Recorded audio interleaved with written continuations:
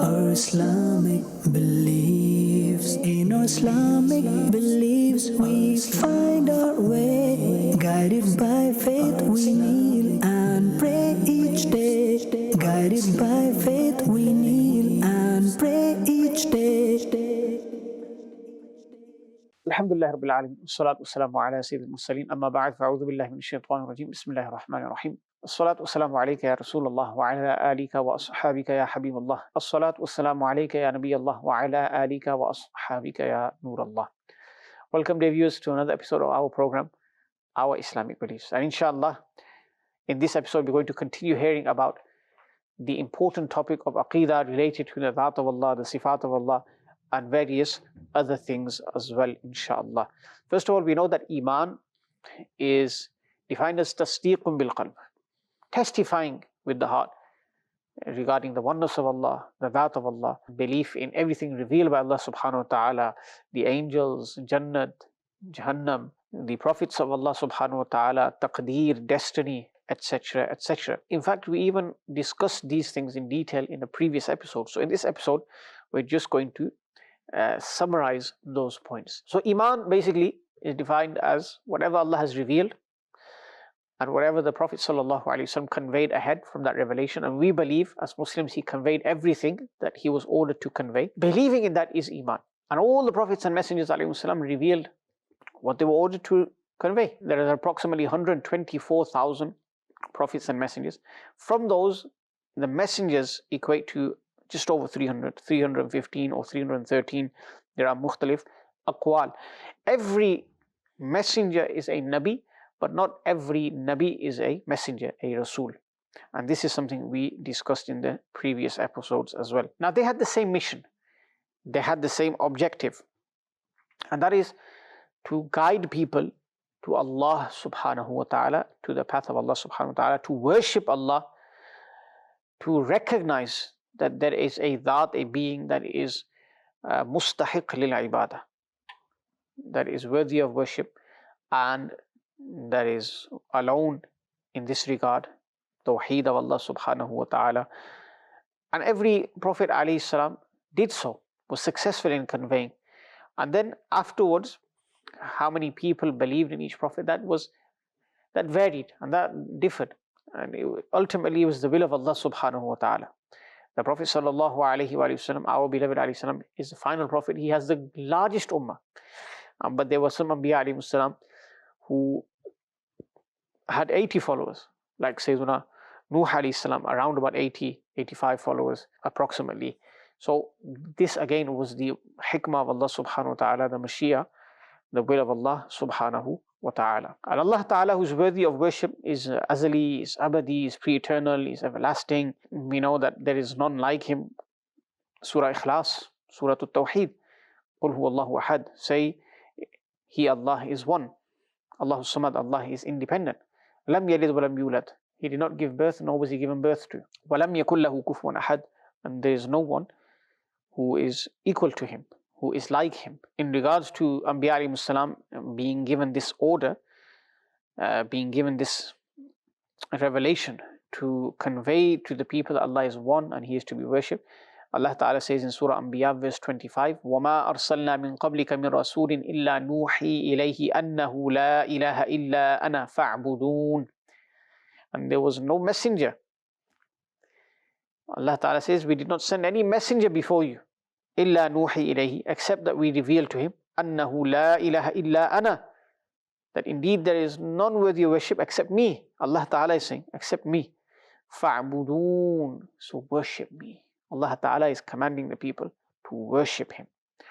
All the messengers, alayhi salam, what were they told? What was the message given? La ilaha illa ana. The only one worthy of worship is Allah subhanahu wa ta'ala.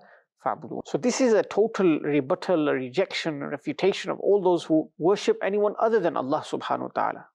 And we know idol worship and setting up demigods and the like. These things have always happened and still happen today as well, unfortunately. As believers, we know that we only worship the one Lord.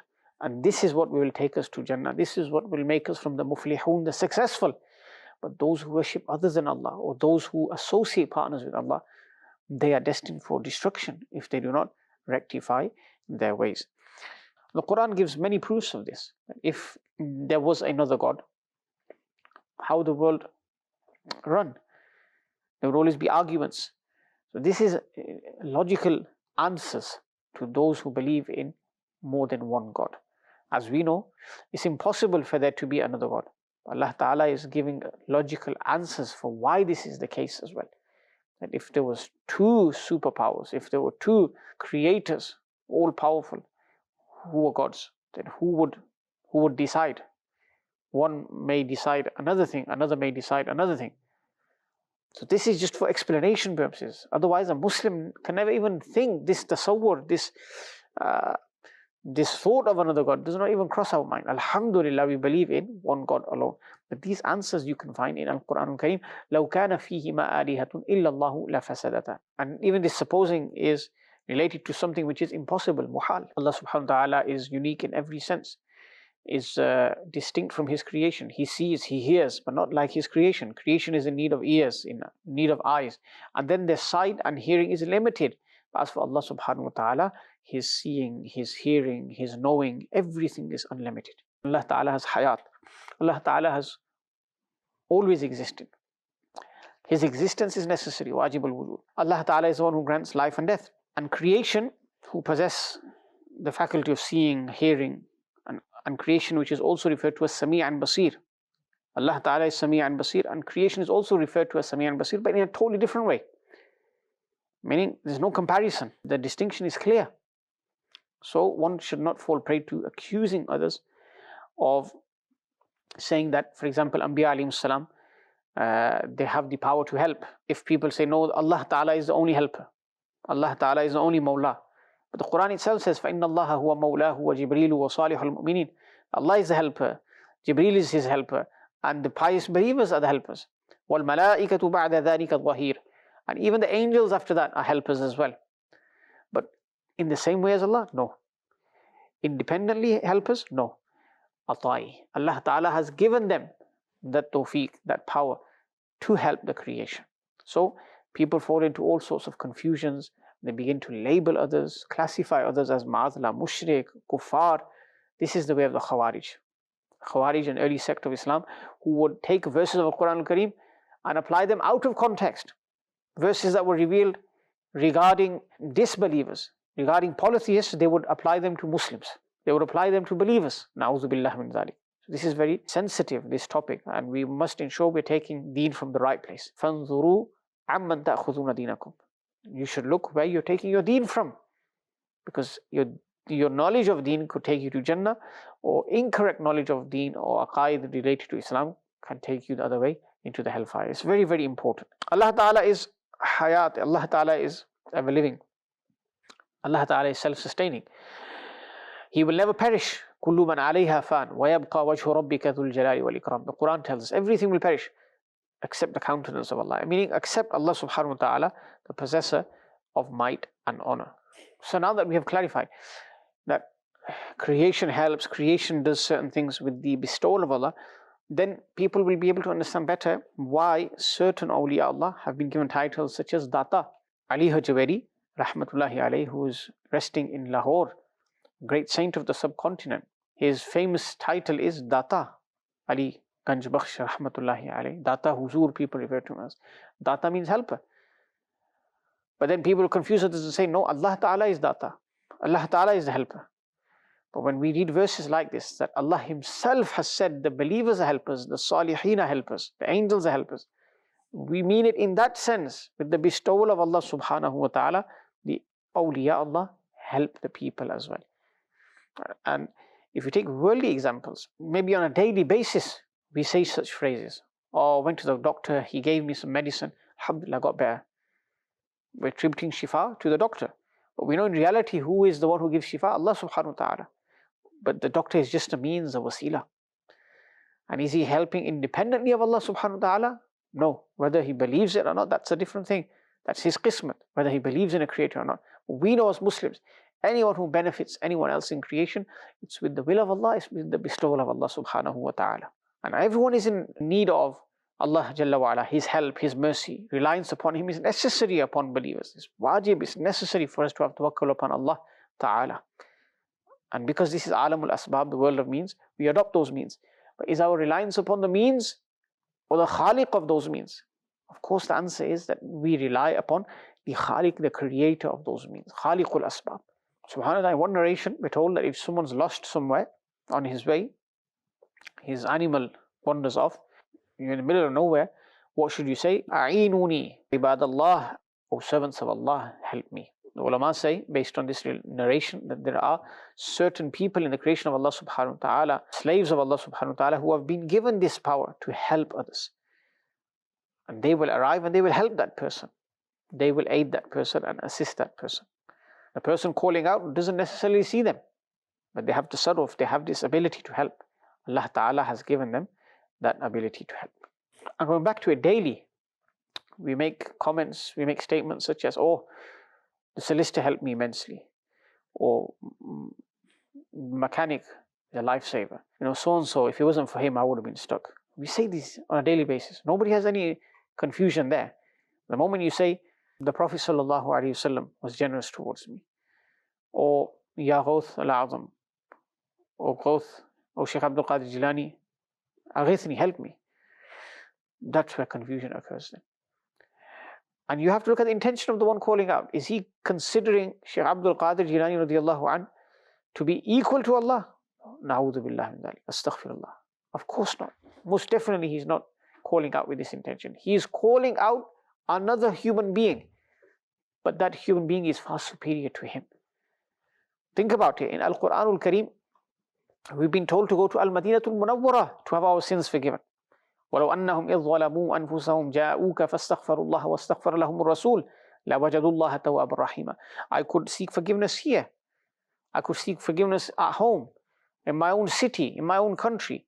Why does the Quran say go to the court of the Messenger of Allah sallallahu alaihi wasallam?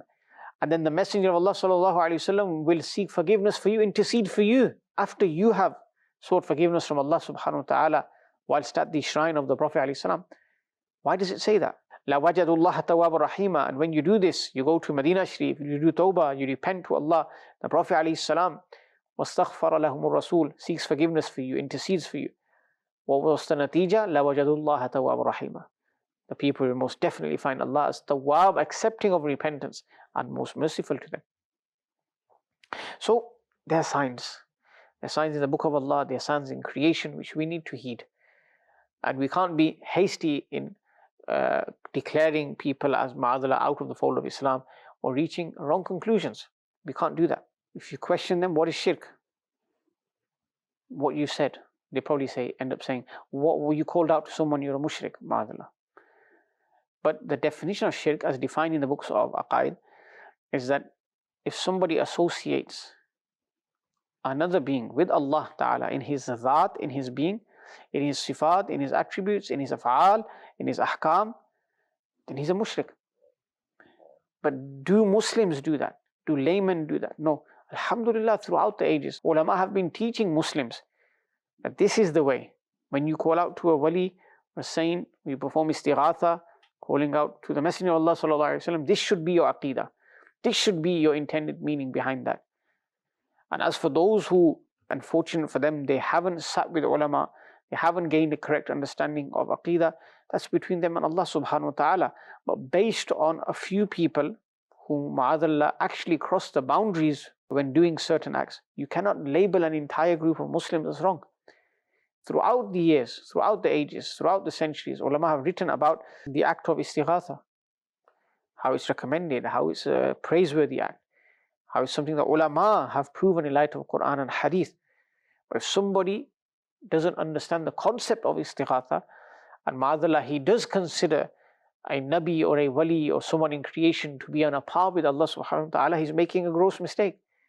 But can his mistake be a reason for declaring everybody who does istighatha correctly as wrong as well? Of course not. No person would reach this conclusion. Everyone is in need of rectification. Everyone slips here and there.